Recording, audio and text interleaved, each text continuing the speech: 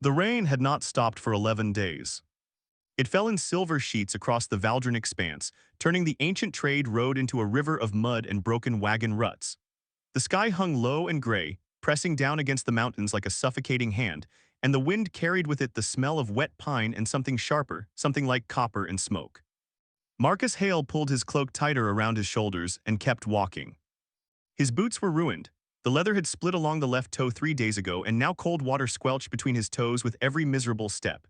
His pack hung light against his back, too light, 3 strips of dried meat left, 1 waterskin half full, a bedroll that had stopped being dry around day 6 and now smelled like something that had died inside a pond. He did not think about what would happen when the meat ran out. He did not think about what would happen when the road ended. He just walked.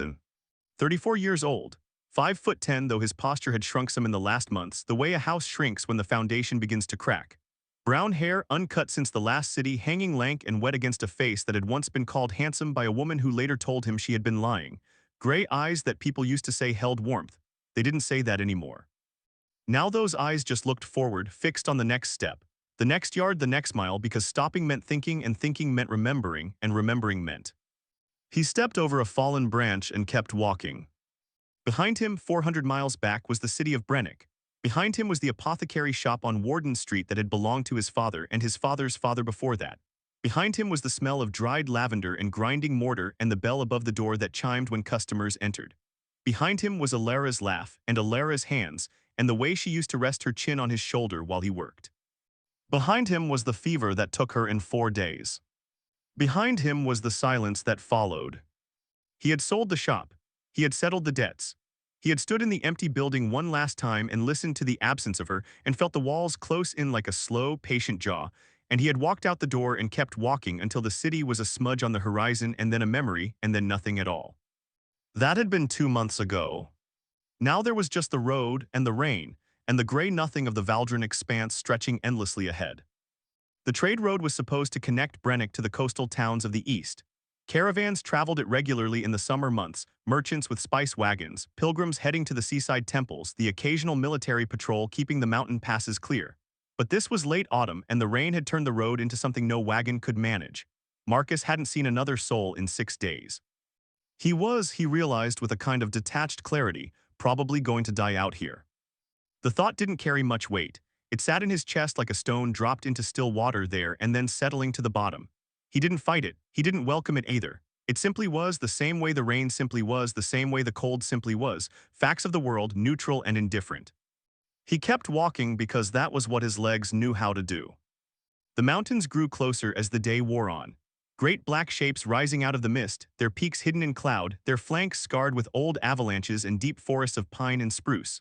The road curved toward a pass between the 2 largest peaks, a notch of slightly lighter gray in the wall of stone. Marcus had read about this pass, the Dragonspine Gate the old traders called it, the fastest route through the mountains, cutting 2 weeks off the journey to the coast. But it was also known for something else, something that made caravans prefer the longer southern route even in good weather. Dragons. Not the great worms of legend, the ancient mountain-sized terrors that supposedly slept beneath the world's crust and could crack continents when they turned in their sleep. Those were stories, fables for children and drunks. No, the Dragonspine Gate was home to a different kind of dragon. Smaller, pack hunters, winged and scaled and fire-breathing but no larger than a horse. They nested in the cliffs above the pass and they were fiercely territorial, and every few years a merchant who thought himself clever or lucky would try to save time by cutting through, and the caravaneers who came through later would find nothing but scorched wagon frames and bones picked clean. Marcus looked at the pass. He looked at the rains. He looked at the pass again.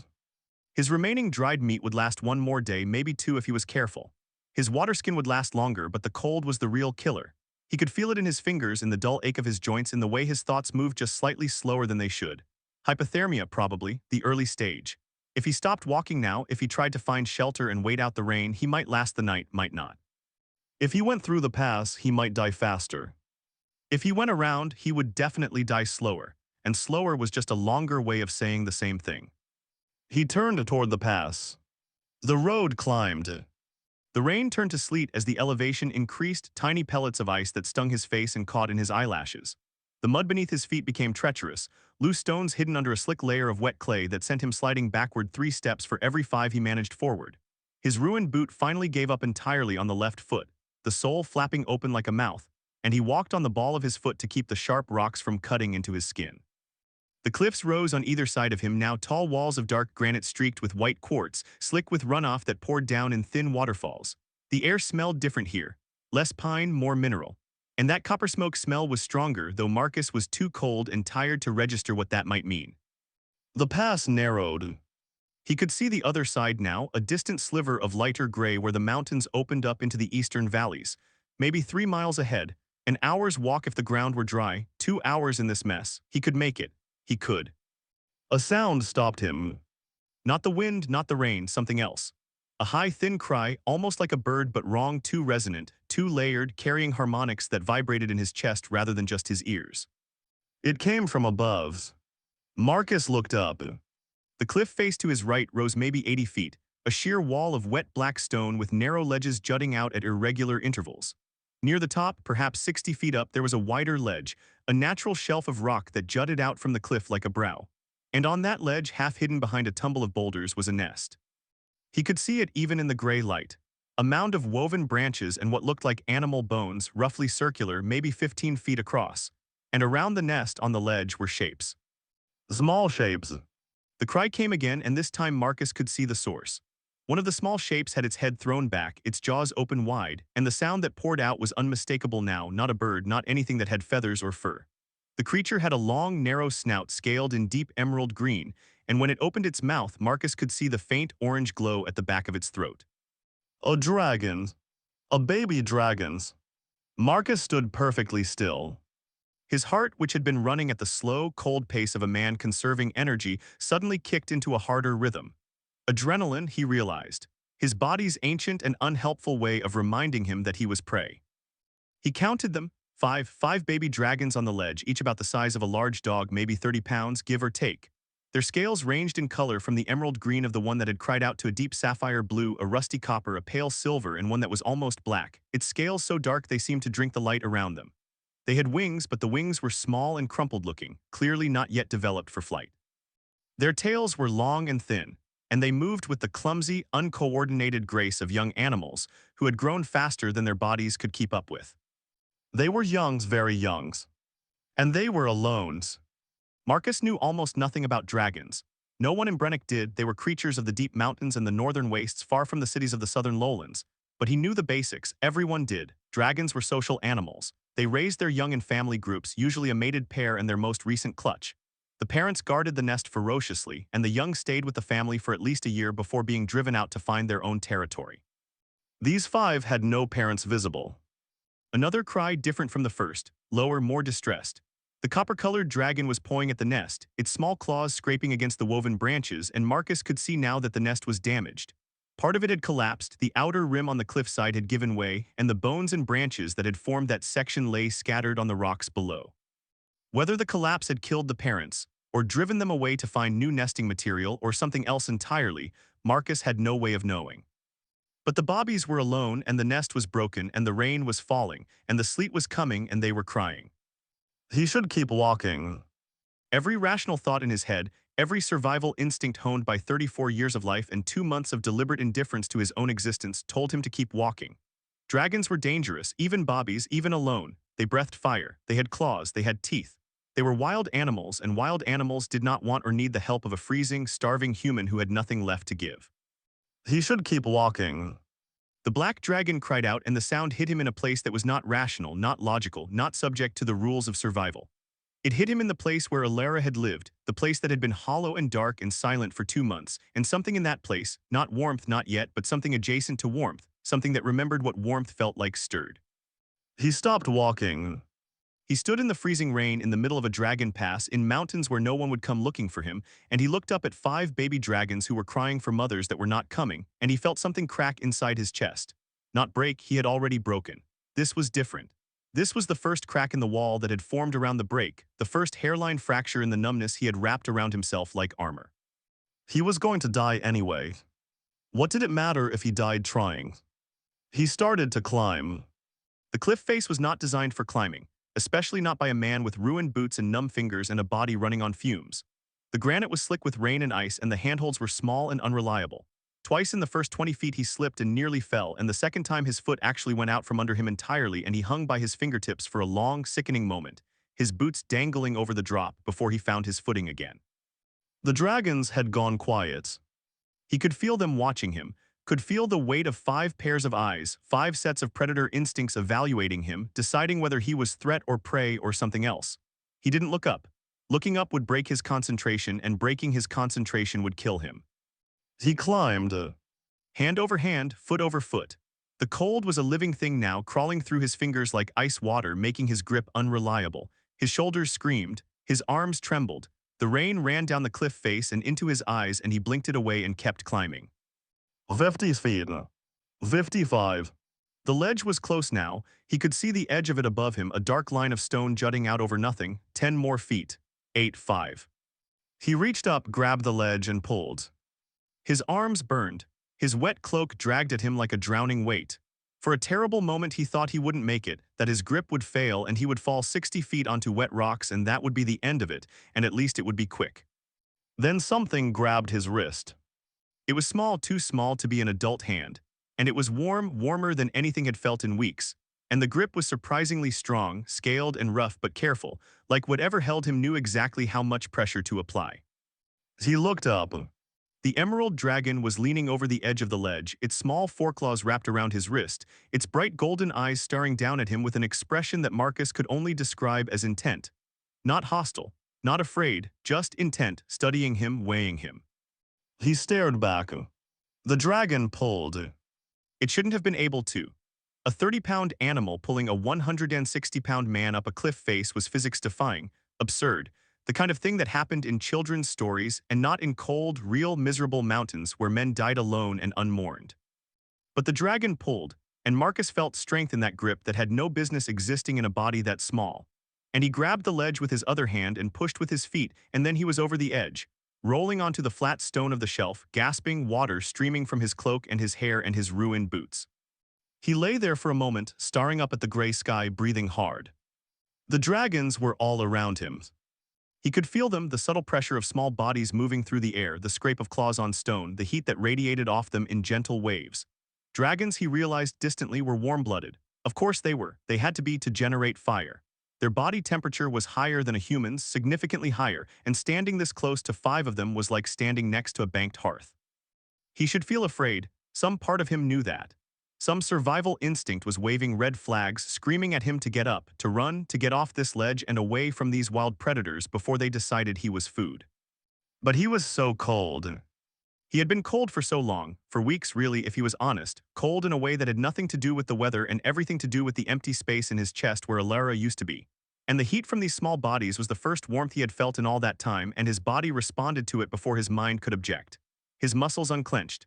His jaw, which he hadn't realized was clenched, loosened. Something in his chest, not his heart, something beside it, unfurled just slightly. He closed his eyes. Something pressed against his side. He opened his eyes. The emerald dragon, the one that had pulled him up, was lying down next to him, its small body pressed against his ribs. It was warm, impossibly warm, like a living hot stone wrapped in silk-smooth scales. Its golden eyes were still fixed on him, still intent, and it made a sound, not a cry this time, not distressed, but something lower, softer. A rumble, almost like a purr. Marcus held very still. The copper dragon moved next. It approached more cautiously, circling around to his other side, sniffing at his cloak, his pack, his exposed fingers. Then it too lay down against him, curling its tail around his forearm. The sapphire followed, then the silver, then the black. Within a minute, Marcus was lying on a cliff ledge in the Dragonspine Gate, in the freezing rain, surrounded by 5 baby dragons who had arranged themselves around his body like living, breathing, radiantly warm blankets. He stared at the sky. A sound came out of him, something between a laugh and a sob, cracked and rusty from disuse. He hadn't laughed in 2 months, hadn't cried either, hadn't done much of anything except walk and breathe and exist in the most mechanical sense of the word. Now this. Now 5 wild predators had decided he was worth lying next to, and he didn't understand why. And he was too tired to try to understand. And the warmth was so good, so desperately, achingly good, that he felt tears leak from the corners of his eyes and mix with the rain on his face. He slept. He woke to fire. Not the destructive kind, not the building-burning, flesh-melting inferno of legend.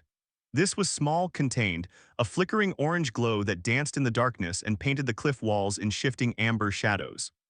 Marcus blinked. The rain had stopped. The sky beyond the ledge was still dark, but it was the darkness of late night rather than storm clouds, and between the peaks he could see stars, faint and cold but undeniably there. The fire was coming from the black dragon. It lay at the center of the group, its small jaws slightly open, and a thin stream of flame poured from its throat like water from a fountain, licking against a pile of dried branches that the other dragons had apparently gathered. The flame was precise, controlled, not a wild gout but a steady, focused burn that had caught the wood without consuming it too quickly. A campfire. The dragon had made a campfire. Marcus stared. He had heard that dragons could control their fire with extraordinary precision, could narrow it to a thread or widen it to a wall, could modulate its temperature from a warm breeze to a blast that could melt iron. But hearing about it and seeing a baby dragon the size of a cocker spaniel carefully maintaining a cooking fire were two very different things. The emerald dragon was lying against his side again. It lifted its head when it felt him move, and those golden eyes found his in the firelight, and it made that rumbling sound again, low and soft and vibrantly alive. "Hey," Marcus whispered. His voice sounded alien to him, rough and dry and small. The dragon rumbled again. It pressed its head against his ribs, a deliberate, gentle pressure, and then settled back down. Marcus carefully pushed himself up onto his elbows. His body protested, every muscle was stiff and sore from the climb, and his left foot throbbed where the rocks had cut through the ruined boot. But the warmth had done something. The bone-deep cold that had been creeping through him for days had retreated to the edges. His fingers still ached, but they moved. His thoughts were clearer. He looked at the dragons. They looked back. 5 pairs of eyes reflecting the firelight like polished stones. Emerald, sapphire, copper, silver, and that deep, impossible black. 5 small faces, each different in the shape of the snout, the angle of the brow ridges, the pattern of the scales. Individual, distinct. Not interchangeable creatures but personalities, each one specific and entire. The copper dragon yawned, revealing rows of small, sharp teeth and a glimpse of that orange glow deep in its throat. Then it padded over to his pack, which lay where he dropped it, apparently unbothered by the dragons, and sniffed at it with intense curiosity. "Don't," Marcus said reflexively, "there's barely anything in there." The copper dragon looked at him. It was, Marcus thought, a very particular kind of look. The kind of look that said, quite clearly, "I wasn't asking your permission." It nudged the pack with its snout. The flap, which Marcus hadn't secured properly, fell open. The 3 strips of dried meat, his entire remaining food supply, tumbled out onto the stone. The copper dragon sniffed them, then it looked at Marcus again. "Is this it?" the look said. "Is this all you have?" Marcus felt something twist in his chest. Shame, maybe, or something adjacent to shame. The absurdity of it, a grown man, reduced to 3 strips of dried meat and a broken boot, being judged by a baby dragon. "Yes," he said quietly, "that's it." The copper dragon made a sound, a short, sharp chirp that seemed to carry meaning, though Marcus couldn't have said what. Then it picked up one of the meat strips in its jaws and carried it, not away from Marcus, but toward the fire. It dropped the meat on a flat stone near the flames, arranged it carefully with its claws, and then sat back and looked at Marcus expectantly. "You want me to cook it?" Marcus said. The copper dragon chirped again. Marcus looked at the other dragons. The sapphire and the silver were watching the exchange with apparent interest. The black was still tending the fire with quiet focus. The emerald was pressed against his side, radiating warmth, its eyes half-lidded in what looked remarkably like contentment. He was hallucinating, that had to be it. He was lying at the bottom of the cliff with a cracked skull, dreaming about baby dragons and campfires. Any moment now he would wake up or not wake up, and either way the rain would still be falling and the road would still be endless and Alara would still be gone. The emerald dragon nudged him with its snout. The contact was real, the warmth was real. The small, scaled head that pressed against his arm was solid and present and alive, and when Marcus reached out slowly, carefully, giving the dragon every opportunity to pull away and touched its neck, he felt the scales beneath his fingers smooth and warm and slightly ridged, and he felt the pulse beneath them rapid and strong. Real. This was real. He was sitting on a cliff ledge in the Dragonspine Gate in the middle of the night with 5 baby dragons, and one of them wanted him to cook dinner. Marcus laughed. It came out wrong at first, cracked and strange, like a door that hadn't been opened in a long time. But then it came again, stronger, and then a third time, and suddenly he couldn't stop. He sat there in the firelight with his hand on a dragon's neck, and he laughed until his ribs hurt, until tears ran down his face, until the sound dissolved into something that wasn't quite laughter anymore but wasn't quite crying either, something in between, something that lived in the space where grief and absurdity and a terrible, stubborn refusal to break met and merged and became something new. The dragons let him laugh. They didn't flinch, didn't move away.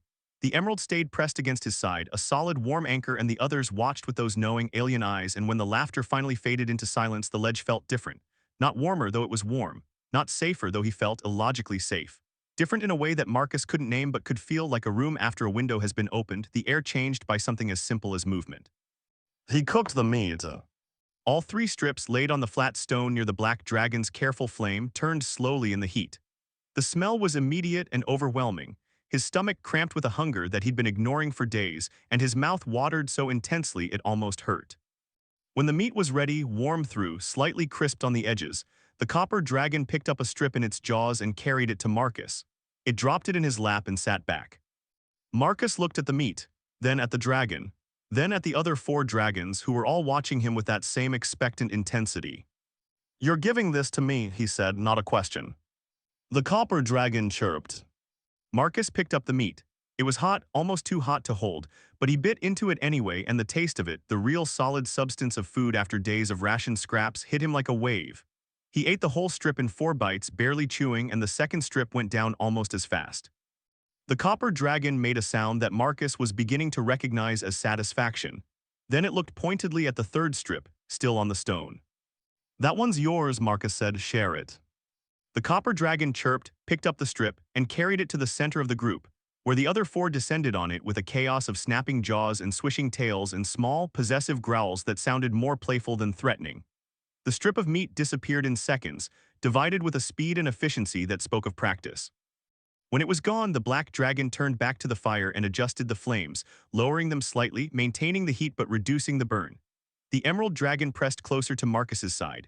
The sapphire and the silver flanked the copper, and the 5 of them arranged themselves into a loose pile, scales gleaming in the firelight, eyes slowly closing one by one.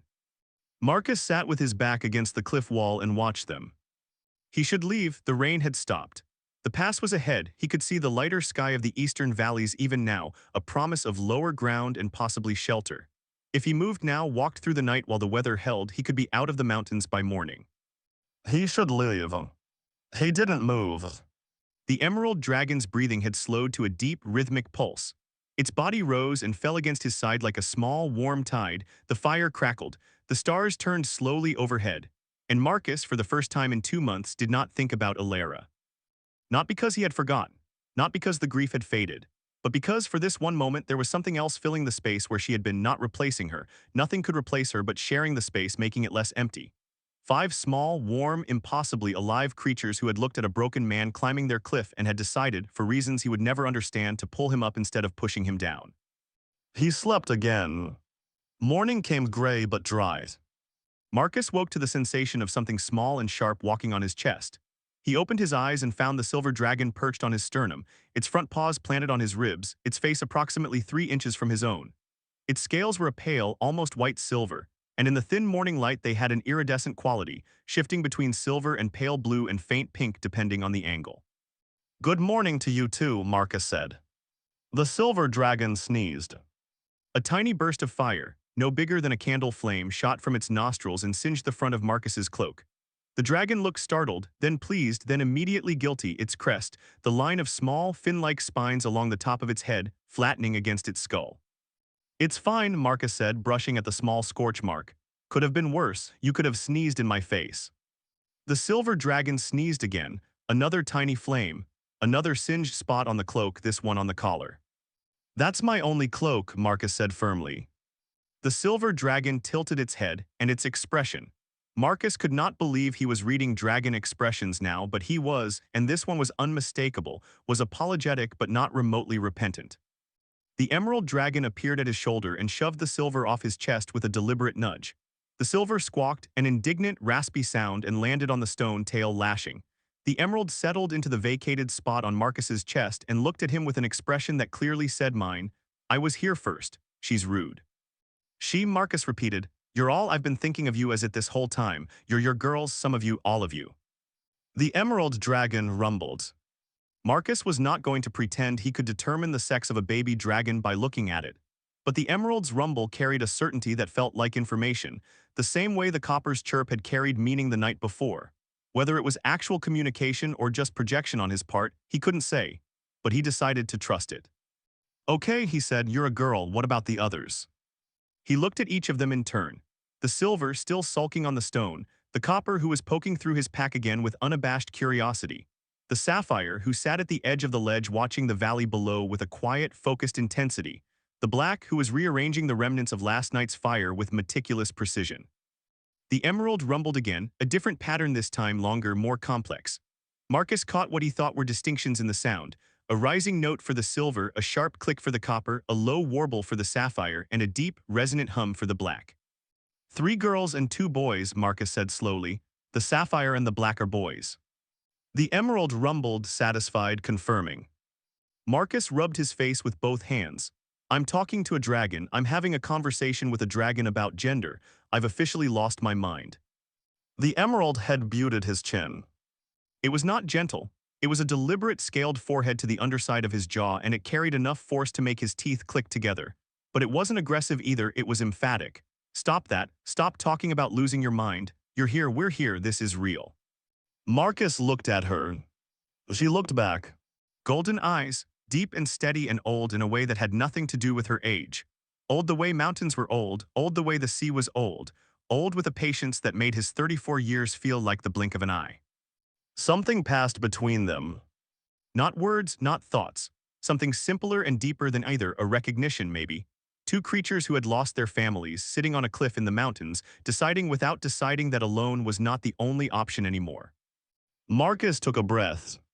It hurt, not physically, emotionally. Taking a full, deep breath after 2 months of shallow, half-awake breathing felt like stretching a muscle that had atrophied. His chest expanded, and something in the center of it moved, and for a moment the hollow place where Alara had been was not empty but full of air, full of the cold, clean mountain morning, full of the smell of wood smoke and dragon scales and wet stone. He let the breath out. Okay, he said, okay, I need to figure out what to do next. The dragons, as one, looked at him. I can't stay here, he said. This ledge isn't sheltered enough. If the rain comes back, and it will, we'll all be exposed. I need to find somewhere defensible, somewhere dry, somewhere with access to food and water. He paused. And I need to figure out what you 5 eat, because if it's meat, we have a problem, because I have nothing to hunt with and no way to get food except. The copper dragon stood up, stretched in a way that was extravagantly unconcerned with his monologue, and walked to the edge of the ledge. She looked out at the valley below, a narrow, forested cleft between the mountains, thick with pine and dotted with what looked like a creek or small river winding through its center. Then she looked back at Marcus and made a sound, a short, sharp bark followed by a trilling sequence that rose and fell like a melody. Marcus listened. He couldn't understand it. It was dragon speech or dragon communication or whatever it was, and he was human with human ears and a human brain, and he had no frame of reference for interpreting it. But the copper dragon was clearly conveying information, and the intent behind it was so clear, so deliberately shaped, that Marcus caught the shape even if he missed the details. The valley, he said, there's food in the valley. The copper barked again, affirmatives. You can hunt. Affirmatives. But you can't fly yet. The copper's crest flattened, a negative sound, low, frustrated. So you need me to get you down there. The copper looked at the emerald looked at Marcus. The sapphire looked at the valley. The silver looked at Marcus's cloak with an expression that suggested she was thinking about sneezing on it again. The black looked at the fire, which had burned down to embers, and breathed a thin stream of flame to revive it. 5 faces, 5 personalities. 5 small, warm, impossible creatures who had adopted a dying man on a cliff in the mountains and now needed him to help them survive. Marcus closed his eyes. When he opened them, something had changed. It was subtle, nothing so dramatic as a fire in his eyes or a spring in his step. He was still cold, still hungry, still tired, still broken in ways that would take more than a night's sleep to fix. But the wall around the broken place had another crack in it, and through the crack something was leaking in, not happiness, not hope exactly, something more fundamental, purpose. The simple, animal purpose of having someone, something that needed him. All right, he said, all right, here's what we're going to do. He pushed himself to his feet. His left foot screamed, the cuts from yesterday had stiffened overnight and the ruined boot offered zero protection. He stripped it off, examined the damage in the morning light, and winced. 3 shallow gashes across the ball of his foot, scabbed over but angry looking, not dangerous but painful. He tore a strip from the bottom of his cloak, sacrificing what little warmth it still offered, and wrapped his foot as best he could. I need to get down to the valley floor, he said, thinking out loud as much as talking to the dragons. Find a sheltered spot, cave, overhang, something, get a fire going properly, then figure out water, then food. He looked at the ledge's edge, the 60-foot drop to the road below. Getting you 5 down there is going to be the hard part. The dragons arranged themselves in a loose semicircle around him, listening, or at least appearing to listen, or at least being present in a way that felt like listening, which Marcus supposed was close enough. I can't carry you all at once. I'm not strong enough, and even if I were, I can't climb with a dragon under each arm, so we do it one at a time. I climb down, you follow. The rock's wet, but there are enough handholds if you're careful. He paused, looking at their small, undeveloped wings. Can you glide even a little? The emerald spread her wings. They were perhaps 2 feet across, small for her body, clearly still growing. She flapped them experimentally, and Marcus could see the membrane catch the air, could see the slight lift they generated. Not flight, not even close, but glide. She jumped off the ledge. Marcus's heart stopped. She fell 10 feet 15, 20, and then her wings caught, not fully, not cleanly, but enough to turn her downward trajectory into a steep, wobbly diagonal. She swooped out over the pass, lost altitude alarmingly, and then flared her wings at the last possible moment and landed, not gracefully, not by any stretch of the imagination, but landed on the road below, skidding across the wet stones on her belly before coming to a stop. She sat up, shook herself, and looked up at Marcus. Her expression said clearly, your turn. Marcus laughed, again. This time it came easier, still cracked, still rough, but closer to the surface, less buried under 2 months of silence and grief. One at a time, he said, the rest of you wait. It took the better part of an hour to get all 5 dragons down. The emerald went first and waited at the bottom, calling up encouragement, or what Marcus interpreted as encouragement in those resonant, layered tones. The sapphire went second and glided more cleanly than the emerald, landing on his feet with a precision that spoke of natural talent. The black went third, and his glide was competent but conservative, controlled, careful, the product of a mind that calculated before it acted. The copper went fourth and nearly crashed into a boulder, recovering at the last second with a frantic flapping of wings that scattered wet stones in all directions. She landed, looked around as if to confirm no one had seen, and then preened casually. The silver was the problem. She stood at the edge of the ledge, looked down at the road 60 feet below, and refused to move. Marcus tried everything. He coaxed, he gestured, he climbed down 20 feet and called up to her. The emerald called up to her, the copper called up to her, the sapphire made a sound that might have been mockery. The black said nothing because the black rarely said anything. The silver stood at the edge and trembled. Marcus understood. Fear, not the rational, calculating fear of a creature assessing risk, but the raw, paralyzing fear of something that wanted to do a thing and could not make its body do it. He knew that fear. He had lived with it for 2 months, the fear of moving forward, of starting over, of existing in a world that no longer contained the person who had made it bearable. The silver dragon was standing at the edge of a literal cliff, but Marcus recognized the shape of the void she was looking into, because he had been standing at the edge of his own. He climbed back up. It was harder the second time. His arms were exhausted, his foot was bleeding through the makeshift bandage, and the handhold seemed smaller and further apart than before. But he climbed because the silver dragon was afraid, and she was small, and she was alone on that ledge, and he knew what alone felt like. He pulled himself over the edge and sat there, breathing hard, not looking at her. I'm not going to make you, he said. I can't, you have to decide. The silver dragon said nothing. But I'm going to sit here, Marcus continued, until you do, because you're not staying up here alone. That's not how this works. The silver dragon looked at him. Marcus looked at the valley, at the mountains, at the thin line of the road winding through the pass, at the sky which was beginning to lighten in the east, a pale gold line along the horizon that promised the sun would eventually show up, even if it was taking its time about it. I lost someone, he said quietly. 2 months ago, my wife. She was, I can't tell you what she was because there aren't words for it. She was the light in the room. She was the reason I got up in the morning. She was the sound in the silence and the warmth in the cold and the... His voice cracked. He stopped, pressed his lips together, breathed. She got sick, he said when he could speak again. And I couldn't fix it. I'm an apothecary. I know medicines, I know herbs, I know treatments, and none of it mattered. 4 days. She was there and then she wasn't, and the world kept turning like nothing had happened, and I kept breathing like it was a thing I still knew how to do, and I walked out of my shop and I kept walking because stopping felt like drowning. The silver dragon was pressed against his side. He hadn't seen her move, but she was there, her small body warm against his ribs, her silver head tucked under his arm.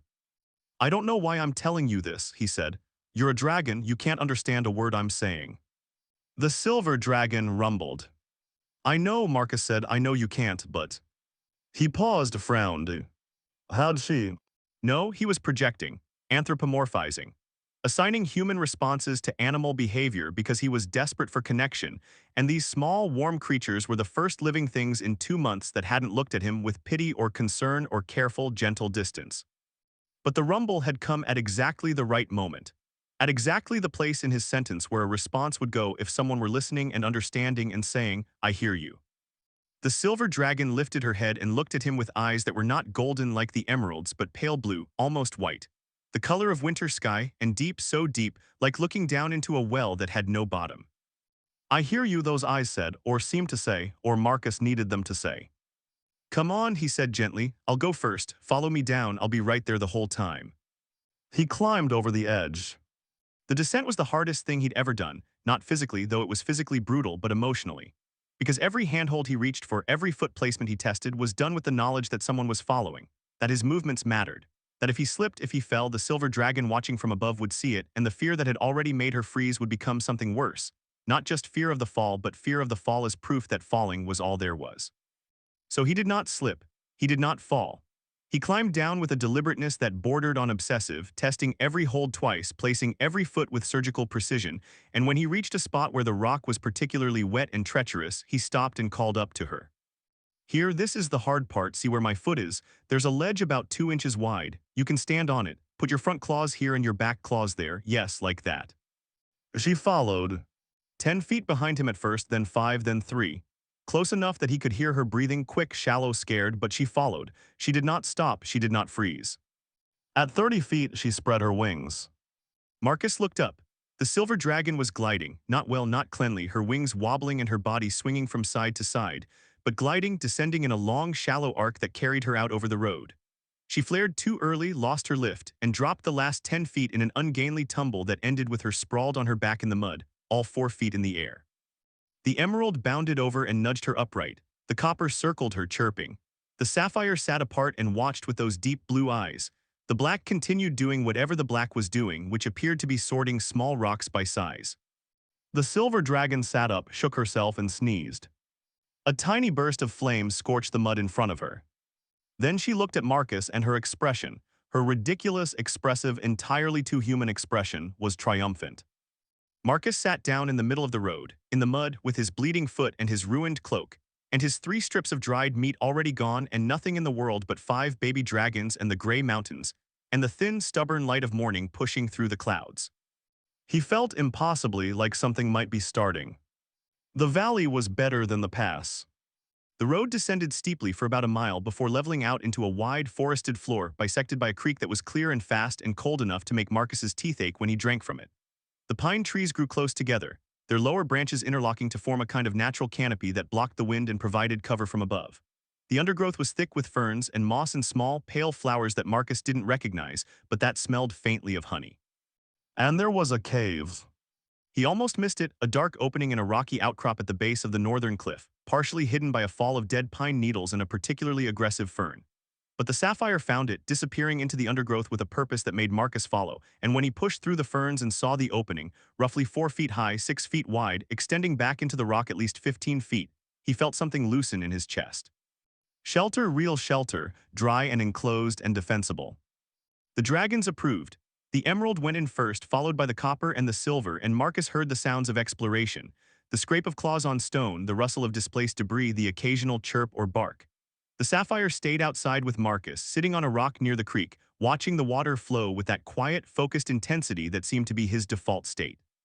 The black went in last, pausing at the entrance to breathe a thin stream of flame into the cave's interior. Not a large flame, precise, controlled, just enough to illuminate the space and check for occupants. When nothing emerged and the flame revealed only bare stone floor and dry walls, the black stepped inside, and Marcus heard him begin rearranging things with the same meticulous precision he'd applied to the fire on the ledge.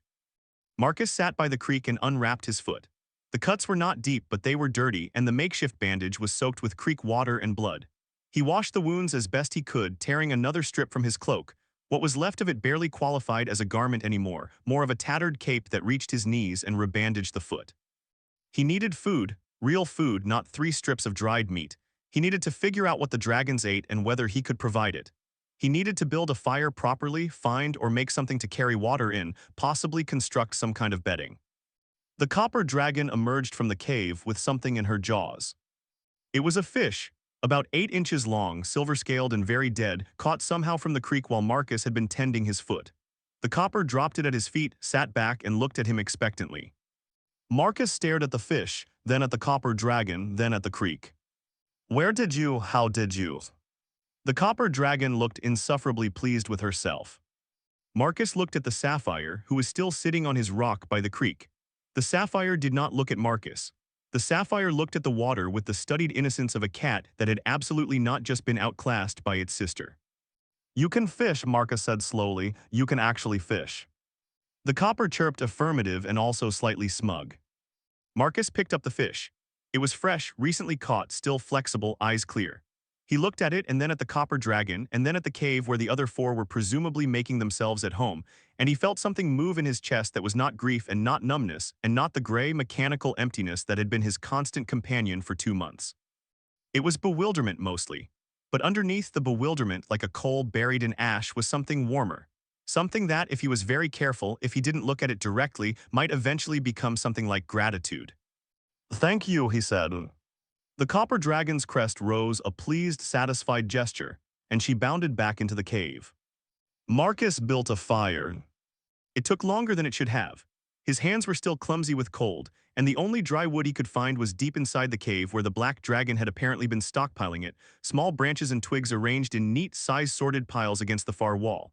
Marcus looked at the piles, looked at the black dragon who was sitting in the corner watching him with those deep, dark eyes, and decided not to ask questions. He arranged the wood in the cave's entrance, close enough to provide warmth without filling the enclosed space with smoke, and the black dragon contributed a thin stream of flame to get it started. Within minutes, the fire was burning properly, crackling and popping, throwing warmth into the cave's interior and light against the stone walls. The 5 dragons arranged themselves around it with the casual ownership of creatures who had never doubted that this space belonged to them.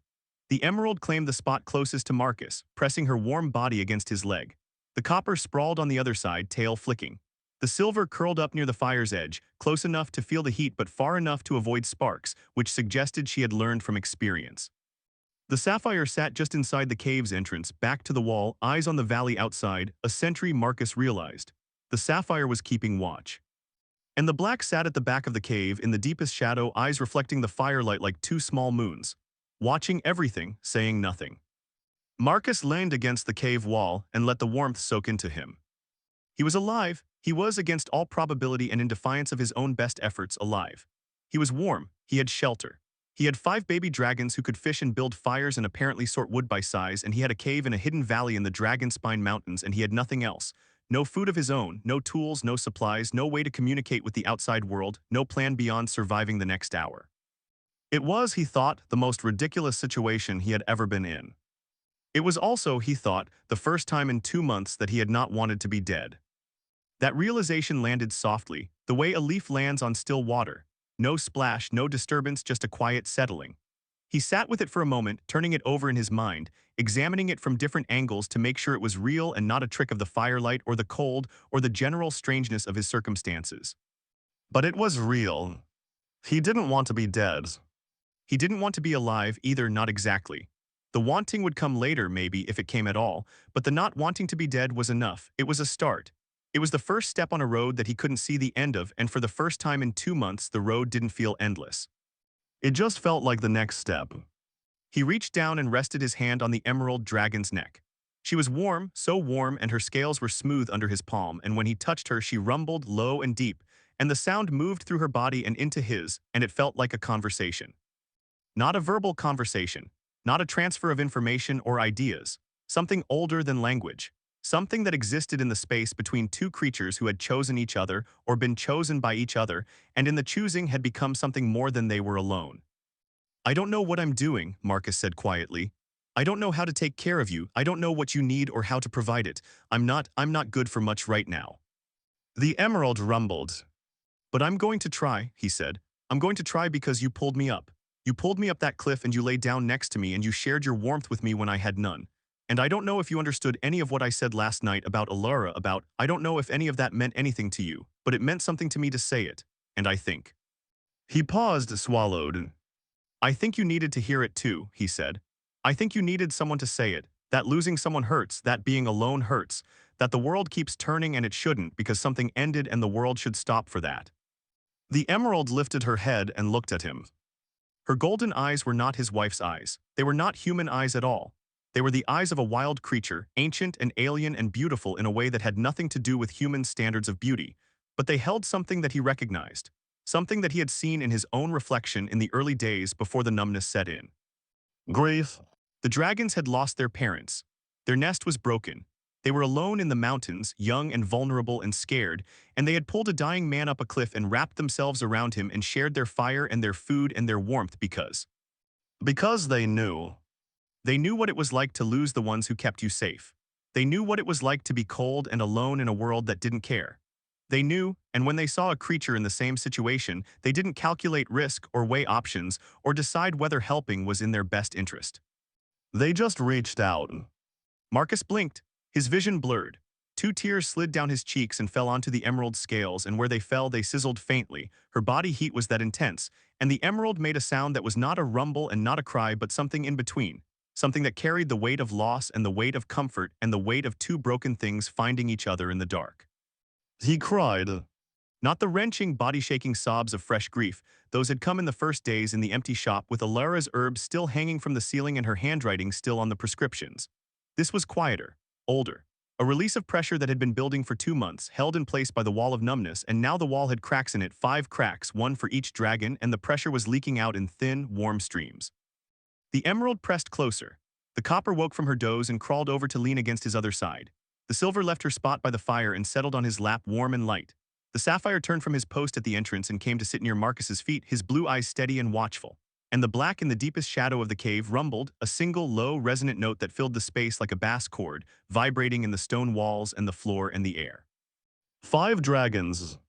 5 small, warm, impossible creatures who had adopted a lonely human in the mountains and refused to let him go. Marcus cried until there was nothing left, and then he sat in the warmth of the fire and the warmth of their bodies and breathed. And each breath filled the hollow place a little more, and the hollow place did not feel quite so hollow, and the silence did not feel quite so silent. The days that followed were the strangest of Marcus's life. He fell into a routine not because he planned it, but because routine is what happens when you survive long enough for patterns to emerge. Wake with the light. Check the fire, drink from the creek. Eat whatever the dragons had caught, fish mostly, though the sapphire brought back a rabbit on the 3rd day and the copper appeared with a bird on the 5th that Marcus couldn't identify, but that cooked up nicely. Explore the valley, its boundaries, its resources, its dangers. Repair what could be repaired. Improve what could be improved. Sleep, repeat. The dragons adapted to his presence with a speed that suggested they had been waiting for him. Not specifically him, perhaps, but someone. The emptiness in the nest had been there before he arrived, and they had filled it as best they could with each other, but 5 bobbies could not replace 2 parents, and the space that a guardian should have occupied was achingly visible in their behavior. The emerald appointed herself Marcus's shadow. Where he went, she went. When he sat by the creek to wash his face, she sat beside him. When he explored the valley's edges, she walked at his heel like a dog, a comparison that would have offended her, Marcus suspected, if she could have understood it. She was not following him out of obedience. She was following him out of insistence. You are mine, I am yours, this is not negotiable. The copper was the provider. She fished every morning without fail, and her catches were reliable if not always impressive. She had a technique perching on a rock overhanging the deepest part of the creek, waiting with absolute stillness until a fish swam within range, then striking with her jaws in a blur of copper scales and white water. She missed more often than she hit, but she tried with a relentless, cheerful energy that Marcus found both admirable and slightly exhausting. The sapphire was the scout. He ranged further than any of the others, exploring the valley's hidden corners and beyond, disappearing for hours at a time and returning with information conveyed in those complex melodic trills. Marcus learned to read the sapphire's reports, not perfectly, not completely, but well enough to know when the trill meant all clear, when it meant something interesting but not dangerous, and when it meant go inside and stay inside until I come back. The silver was the complication. She was fearful, more fearful than any of the others, more prone to freezing, more easily startled by sudden movements or loud sounds. But she was also paradoxically the most affectionate. She craved physical contact the way the others craved food, pressing against Marcus at every opportunity, curling up in his lap, tucking her head under his chin. When the nightmares came, and they came, most nights, the same dream of Alara's face and the fever and the silence that followed. The silver was always the first to reach him, always the first to press her warm body against his chest and rumble until the shaking stopped. And the black was a mystery. He did not fish, he did not scout. He did not seek physical contact or express affection in any way that Marcus could identify. He sat in the back of the cave and sorted things, rocks, sticks, bones, and he tended the fire with a precision that bordered on obsessive, and he watched. He watched Marcus and the other dragons and the valley outside with an attention that was not hostile and not friendly but simply total, absorbing. As if he were cataloging every detail of the world for a purpose that Marcus could not fathom. But sometimes, late at night, when the others were asleep and the fire had burned low, the Black would move from his corner to the cave's entrance and sit beside Marcus in the dark. He would not press against him. He would not rumble. He would simply sit, close enough that Marcus could feel the heat radiating from his dark scales, and they would share the silence together. Marcus came to value those moments more than any other.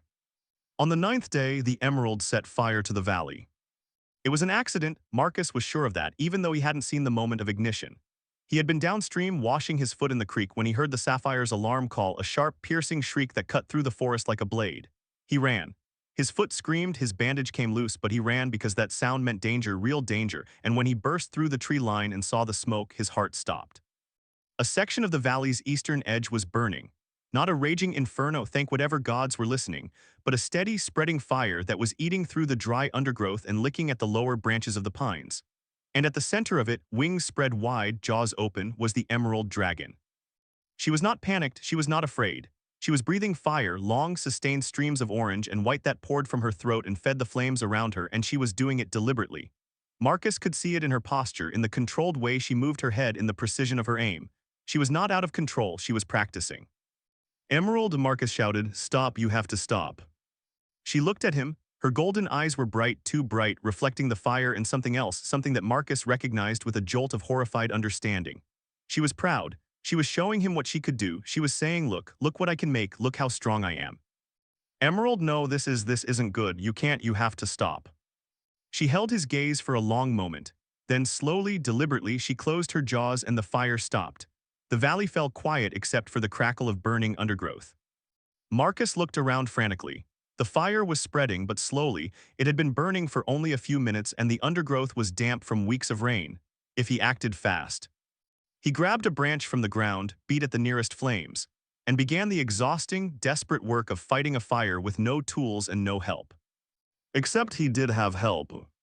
The Sapphire arrived first, diving into the smoke without hesitation. He couldn't spray water, he was a fire dragon, not ice, but he could beat the flames with his wings, and he did, swooping low over the burning undergrowth and creating gusts of air that flattened the fire and scattered the embers. The Copper arrived next, more cautious, but she grabbed a branch in her jaws and began beating at the flames alongside Marcus, mimicking his movements with a focus that belied her usual chaos. Even the Silver, trembling and wide-eyed, grabbed a fallen pine bough in her teeth and dragged it across a patch of burning moss, smothering it. And the Black walked into the burning area without hurrying, without flinching, without any change in his deliberate, measured pace. He reached the center of the fire, the hottest point where the flames were highest, and he opened his jaws. What came out was not a stream of fire but a lack of fire. A vacuum, a spiraling intake of air that pulled the flames inward toward the Black Dragon's open mouth as if he were inhaling the fire itself. The flames bent toward him, twisted, shrank, and died. He stood in the center of the burn scar, smoke curling around him, and closed his jaws. The fire was out. Marcus stared. The Black Dragon turned and walked back to the cave without a word. The Emerald stood at the edge of the burn scar, her crest flat against her skull, her wings folded tight against her body. She looked small. She looked young. She looked, Marcus thought, exactly like what she was, a baby who had made a mistake and didn't understand the consequences. He walked to her. She flinched when he reached for her, a full-body flinch, scales rippling, claws scraping the ground. But she didn't run. She stood there trembling and let him kneel beside her and put his arms around her. Her body was hot, hotter than usual, the way it always was after she'd been breathing fire, the excess heat venting through her scales in waves that made Marcus's arms ache. But he held her anyway, and she pressed her face into his shoulder, and she made a sound that was not a rumble and not a cry but something in between. "I know," he said quietly. "I know you didn't mean to, it's okay, you didn't know." She clung to him. Her small claws gripped his ruined cloak, not tight enough to hurt but tight enough to hold, and Marcus understood that this clinging was not about the fire. It was about the look in his eyes when he'd shouted at her. It was about the fear of being rejected, of being too much, of being dangerous and wrong and unlovable. She was a baby dragon who had set fire to a valley, and she was afraid that the human she had chosen would send her away. Marcus held her tighter. "I'm not going anywhere," he said. None of us are going anywhere. You made a mistake. You'll make more. That's what living is. You make mistakes and you fix them and you try to do better and the people who care about you stay anyway. The emerald lifted her head and looked at him. Golden eyes, deep and bright and full of something that Marcus had seen before, in Alara's eyes in the early days when she'd looked at him across the counter of the apothecary shop and smiled. And he had known with a certainty that had nothing to do with logic that his life was about to change. Not the same, not even close, but the shape of it, the depth of it, the warmth of it was the same. I'm staying, Marcus said. The emerald rumbled. On the 14th day, Marcus found the paw prints. Large ones, much larger than the baby dragons, each print was nearly a foot across with deep claw marks that scored the mud on the creek bank. They were fresh, the edges still sharp, the displaced earth still damp. An adult dragon's. Marcus's blood went cold. He stood at the creek's edge and stared at the prints, counting them, measuring them, trying to reconstruct the scene. 2 sets of prints, 2 adult dragons. They had come to the creek when, last night, early this morning, drunk, and then walked along the bank toward the valley. Toward the cave. Toward the bobbies. Sapphire, Marcus said, and his voice was sharp in a way it hadn't been since the fire. Sapphire. The sapphire materialized from the undergrowth, his blue eyes already alert. Marcus pointed at the prints. The sapphire looked at them and his crest rose, not in pleasure but in alarm, the thin spines along his head standing straight up like a row of knives. Are they, Marcus swallowed, are these your parents? The sapphire made a sound. Low, complex. Marcus caught fragments of it, distress, uncertainty, something that might have been fear. Are they dangerous to you, to the others? The sapphire was quiet for a long moment. Then he made another sound, shorter, flatter, carrying a finality that needed no translation. No, Marcus breathed. No, they're not dangerous to you, he said, working through it. But they're coming back, they've been coming back. These prints aren't the first time, are they? The sapphire looked at him. Marcus looked at the prints again, 2 adults coming to the creek, drinking, walking toward the cave, not entering. There were no adult-sized prints near the cave's entrance, but approaching, watching. They've been checking on you, Marcus said. From a distance, they know you're here. The sapphire made a sound, affirmative. And they haven't come in because of him, because of the human. Because wild dragons did not approach a nest that smelled of human. Because humans meant danger, meant hunters, meant the iron traps and poison bait and dragon slayer blades that the lowland kingdoms used to keep the mountain passes clear. The adults were staying away because Marcus was there. And Marcus was there because the bobbies had pulled him up a cliff. And the bobbies had pulled him up a cliff because they were alone and scared and grieving. And they had reached out to the first creature who had reached out to them, and that creature happened to be a human, and now the parents, possibly alive this whole time, possibly driven from the nest by the collapse but not killed, were watching their children from a distance, unable to approach, unable to reclaim them, because between parent and child stood a man who had nowhere else to go. The irony was so perfect, so cruel, that Marcus almost laughed. So what do we do? He asked the sapphire. What do you want to do? The sapphire looked at the cave, at the valley, at the prince, then back at Marcus. He made a sound, long, complex, layered with harmonics that Marcus was beginning to recognize as the dragon's equivalent of careful, deliberate speech. It was the longest sound any of them had made. It rose and fell, shifted in pitch and tone, carried undertones and overtones, and something that felt like emotion, like a paragraph compressed into a single resonant note.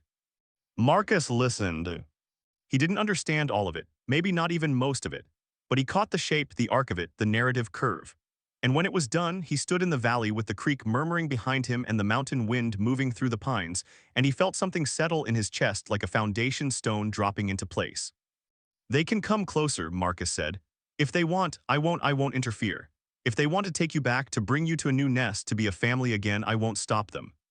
The sapphire's eyes held his.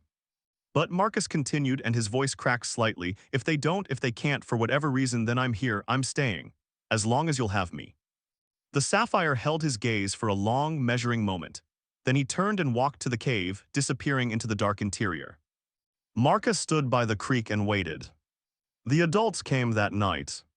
Marcus heard them before he saw them, the deep, resonant beat of wings that were fully developed, powerful enough to move air in waves that pressed against his skin. He was sitting at the cave's entrance, the fire burning low, the 5 bobbies arranged around him in their usual configuration. The emerald against his side, the copper at his feet, the silver in his lap, the sapphire at the entrance, the black in the shadows. 2 shapes landed in the valley. They were massive, Not legendary worm massive, but massive in the way that anything 3 times your size is massive.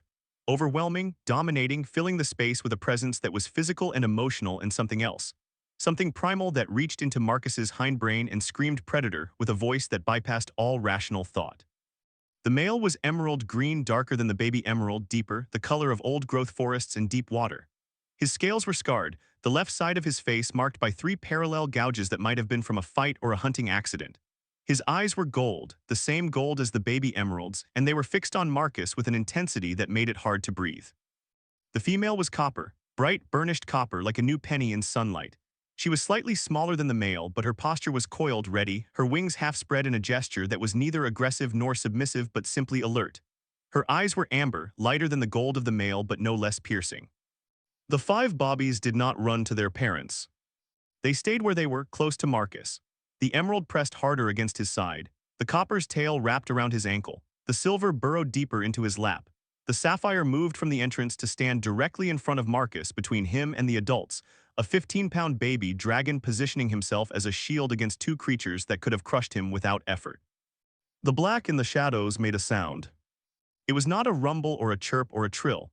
It was something Marcus had never heard from him, a single, clear, bell-like note that rang in the cave's interior and seemed to hang in the air. And when it faded, the 2 adult dragons shifted. Their postures changed. Not relaxation, nothing about them relaxed, but a recalculation, a reassessment. The male stepped forward. His movements were slow, deliberate, each footfall precise and controlled. He stopped 10 feet from the cave's entrance and lowered his head until he was at Marcus's eye level. Marcus did not look away. He was terrified. Every cell in his body was screaming at him to run, to hide, to grovel, to do any of the dozen things that prey animals did when confronted with a predator. But the sapphire was standing in front of him, and the emerald was pressed against his side, and the silver was trembling in his lap, and they were not afraid. Not of the adults. They were wary, yes, watchful, but not afraid. And if they were not afraid, then Marcus would not be afraid. The male dragon's eyes searched his face. Not his body, his face. As if what he was looking for was written there, in the lines around his eyes and the set of his jaw and the way his hands were resting, not clenched, on the silver dragon's back.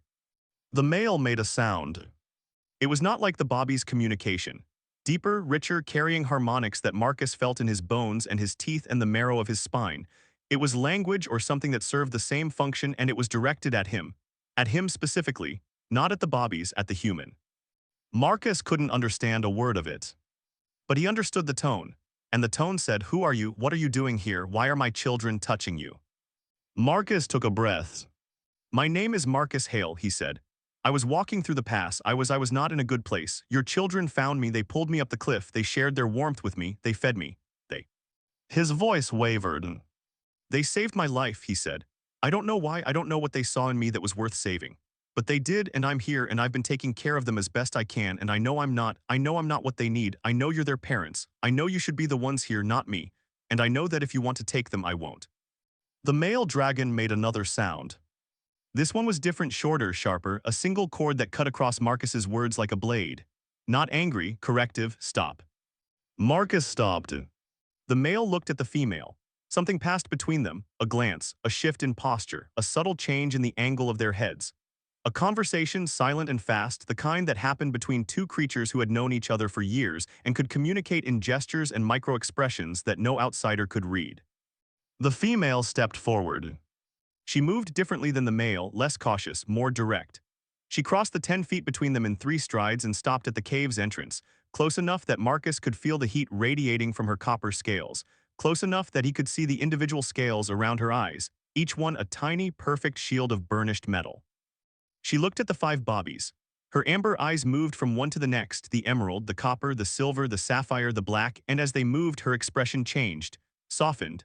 The alert, coiled readiness gave way to something rawer, something that Marcus recognized with a lurch of his heart. Relief, she was relieved to see them, relieved that they were alive, that they were healthy, that they were safe.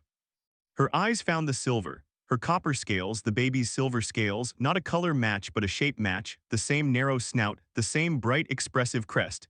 And the copper adult made a sound that was so low it was almost subsonic, a vibration that Marcus felt in his chest rather than heard. The silver dragon lifted her head from Marcus's lap. She looked at the adult copper. Her pale blue eyes were wide, not afraid but wondering, recognizing. The adult copper lowered her head. And the silver dragon, fearful, trembling, easily startled Silver, unfurled herself from Marcus's lap and walked to her mother. She walked slowly, stopping every few steps to look back at Marcus as if checking that he was still there, that he wasn't sending her away, that this was allowed. And each time she looked back, Marcus said the same thing. "It's okay, go, it's okay." She reached her mother.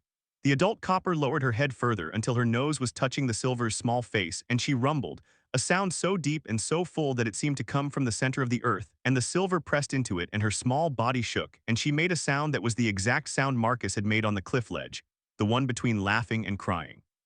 The other bobbies watched. The copper baby stood up, tail swishing, and looked at Marcus, then at the adult copper, then back at Marcus. "Go," Marcus said. His voice was steady, his chest was not "go" to her. The copper baby went. The sapphire went next. No hesitation, no looking back, just a smooth, deliberate walk to the adult emerald, who lowered his scarred head and rumbled in a register so low it made the cave walls vibrate. The black went last. He emerged from the shadows, walked past Marcus without looking at him, and stopped in front of the two adults. He made a sound, the same bell-like note from before, clear and ringing, and the adults shifted again, and the male emerald made a sound back, and then the black walked to the male and pressed his dark head against the larger dragon's foreleg. Only the emerald remained. She was still pressed against Marcus's side. She had not moved, had not lifted her head. Her small body was rigid with tension, her golden eyes fixed on the space where her siblings had been, and she was trembling. Marcus put his hand on her neck. "Emerald," he said softly. She pressed harder against him. "It's okay," he said. "They're your parents, they came back. This is what you wanted. This is what you needed." The emerald made a sound, a single, high, desperate note that carried something Marcus had never heard from her before. Fear. Not fear of the adults, fear of being left. She thought Marcus understood it with a clarity that cut like glass. She thought that if she went to them, she would lose him. That choosing her parents meant losing the human she had pulled up the cliff. That love was finite, that connection was zero-sum, that the warmth she had found was a candle that would go out if she walked away from it. Marcus knew that fear. He had lived it. After Alara died, he had been unable to reach out to anyone, not because he didn't want connection, but because he was terrified that connecting would mean replacing her, and replacing her would mean forgetting her, and forgetting her would mean killing her a second time. He had been wrong. He knew that now, or was beginning to know it, was feeling the first faint edges of the knowing, the way you feel the sun's warmth before you see it rise. "Emerald," he said, and he turned her gently, carefully, so she was facing the adults rather than hiding from them. "Look at them, look at your father. He came back. He's been watching over you. He's been checking on you every day. He stayed away because he was afraid, but not of you, never of you. He was afraid for you, afraid that coming close would put you in danger, afraid that his love would hurt you." The emerald trembled. "That's what parents do," Marcus said. "They love you so much it scares them. They hold back because they're terrified of holding too tight. And sometimes they make mistakes, sometimes they leave when they should stay or stay when they should go, but they always, always come back if they can, if you let them." He paused. "And you can love them," he said, "and still love me. It doesn't work like that. Love isn't a room with only so much space. It's a fire. The more you add to it, the bigger it burns. The more people you hold, the more warmth there is to go around." The emerald looked at him. Those golden eyes, so young, so deep, so full of a grief and a hope that mirrored his own with an accuracy that was almost unbearable. "Go to your father," Marcus said. "I'm not going anywhere, I promise." The emerald held his gaze for a long moment. Then she made a sound, not a rumble, not a cry, but something new, something that felt like a door opening. She turned and she walked to the adult emerald, and she pressed her small green face against his large scarred one, and the sound he made in response was a roar and a lullaby and a prayer all at once, and it filled the valley and the mountains and the sky above. Marcus watched. He was crying again, quietly this time. The tears fell and he let them, and he did not look away from the reunion in front of him, the 5 bobbies and their 2 parents, scales of every color pressed together in a tangle of wings and tails and rumbled love, and it was the most beautiful thing he had ever seen. The adult emerald raised his head from the pile of children and looked at Marcus. His golden eyes were different now, softer.